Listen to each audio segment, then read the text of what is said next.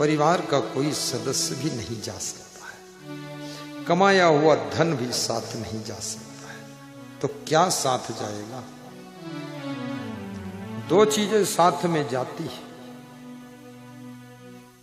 आया है सो जाएगा, राजा रंक फकीर एक सिंहासन चढ़ चले, एक बंधे जात जंजीर।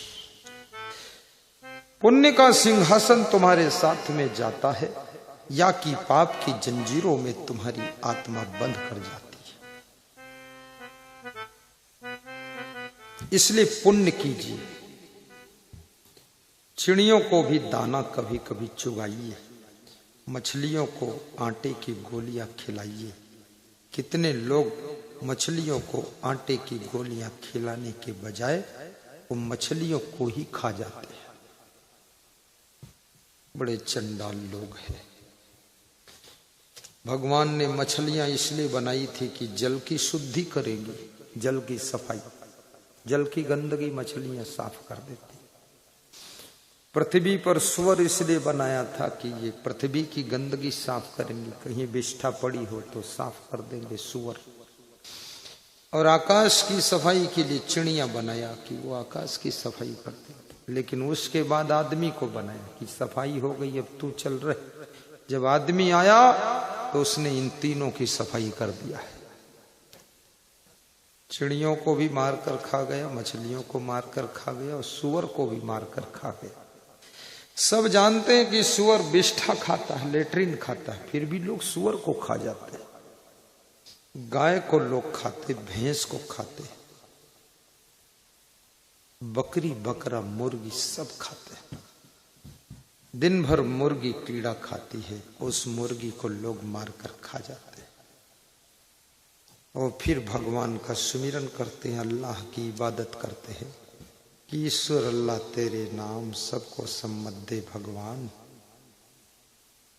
सुबह शाम राम राम, शाम हुई तो 200 ग्राम, रोजा रहें रोज रोज, मुर्गी मारें खोज खोज।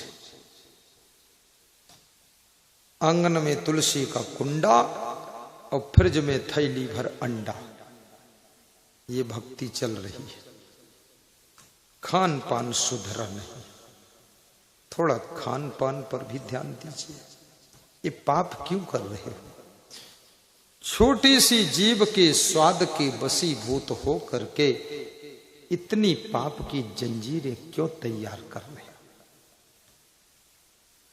जियो और जीने दो का सिद्धांत लेकर चल।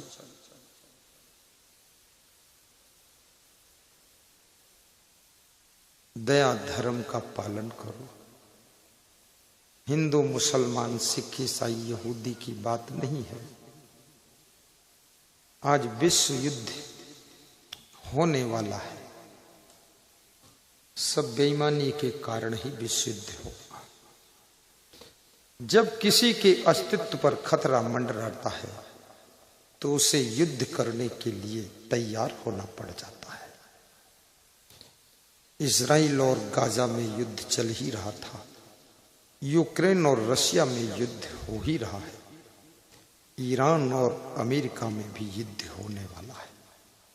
वेनेजुला के राष्ट्रपति को अमेरिका के राष्ट्रपति ने गिरफ्त कर लिया है। उधर अफगानिस्तान और पाकिस्तान में भी तनातनी है। चाइना हिंदुस्तान को खाकर मगरमच्छ की तरह हजम कर देना चाहता है। इन सब खतरों के बीच में विश्व युद्ध का बिगुल बजने वाला है। जो बच जाएंगे वो 1,000 एकड़ जमीन के मालिक बनेंगे और जो मर जाएंगे वो फिर चिड़ियां बनकर उड़ते रहेंगे। विश्व युद्ध होगा। विश्व युद्ध होने से पहले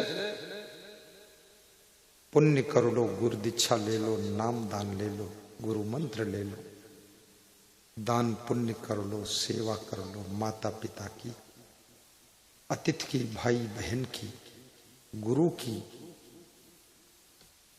की सेवा तुम अन्न वस्त्र और धन से ही कर सकते हो। गुरु की सेवा तुम चरण दबाकर नहीं कर सकते हो। क्योंकि जो ब्रह्मचारी गुरु है वे सबसे चरण दबवाते ही नहीं। छूना मना है, दूर रहो। क्योंकि तेज और तप की रक्षा के लिए चरण भी सोच समझकर दबवाना चाहिए। जिनको तेजस्वी, ओजस्वी, यशस्वी, तपस्वी बनना है, माताओं बहनों से किसी पुरुष संत को चरण नहीं दबवाना चाहिए। ऐसे माताएं बहनें भारतीय संस्कृति के दृष्टिकोण से स्वयं पूज्य मानी जाती है। मैंने योगी आदित्यनाथ को देखा कन्या के चरण धोते हुए, पूज्य होती है और हर मां की पूजा होती है। कलयुग में कोई कलंकी पैदा हो गया, वो मां को भले अपमानित करता हो, नहीं तो माता पिता तो पूज्य ही होते हैं।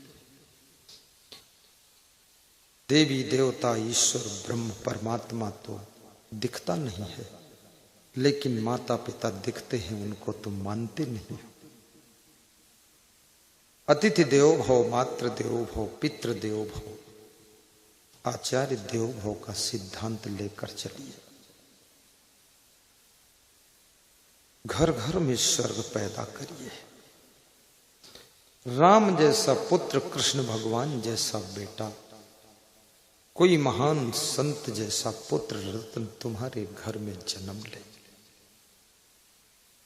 फिर तो तुम्हारा घर ही मंदिर है। राधा जैसी कन्या हो, सीता जैसी बेटी हो, जनकपुर को कौन जानता अगर सीता वहां जन्म न लेती। राजा जनक के पिता कौन थे कोई नहीं जानता है। सीता के तेजस्वी बेटी के जन्म लेने से राजा जनक की याद लोग करते हैं, जनकपुर की याद करते हैं, और जनकपुर धाम बन गया। राजा दशरथ के पिता कौन थे कौन जानता, बहुत कम लोग।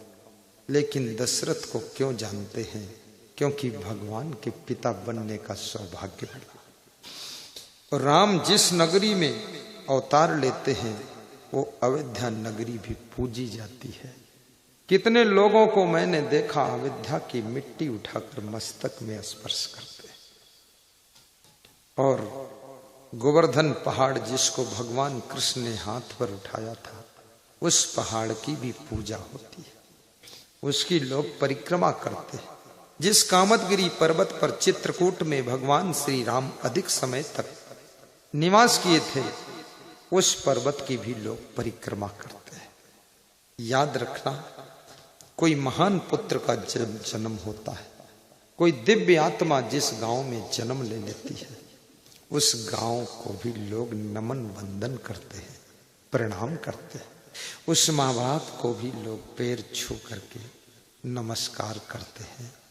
यही ध्यान लगाइए कि मेरे द्वारा कोई विशेष पुत्र रत्न का जन्म हो, कोई मेरे घर में महान पोता पैदा हो, नाती महान पैदा हो। उग्रसेन का नाती कृष्ण भगवान है। जब उग्रसेन को जंजीरों में बांधकर जेल में डाला गया, उग्रसेन के पुत्र कंस ने जेल में डाल दिया, तो नाती ने ही उनके बंधन खोला था। जब कृष्ण नंदगांव बरसाना से मथुरा में प्रवेश करते हैं, कंस का वध करते हैं और अपने माता पिता देवकी और वसुदेव के हथकड़ी बेड़ी को तोड़ने के लिए जाते हैं। याद रखना, माता पिता का उद्धार करना पुत्र का परम धर्म होता है। तो माता पिता ने कहा, अपने नाना श्री की हथकड़ी बेड़ी पहले काटो जाकर, उसके बाद मुझे बंधन से मुक्त करो। याद रखना, नाती और नतनिन का धर्म है कि नाना और नाती को भी बंधन से मुक्त करे और तार दे, दुख ना दे।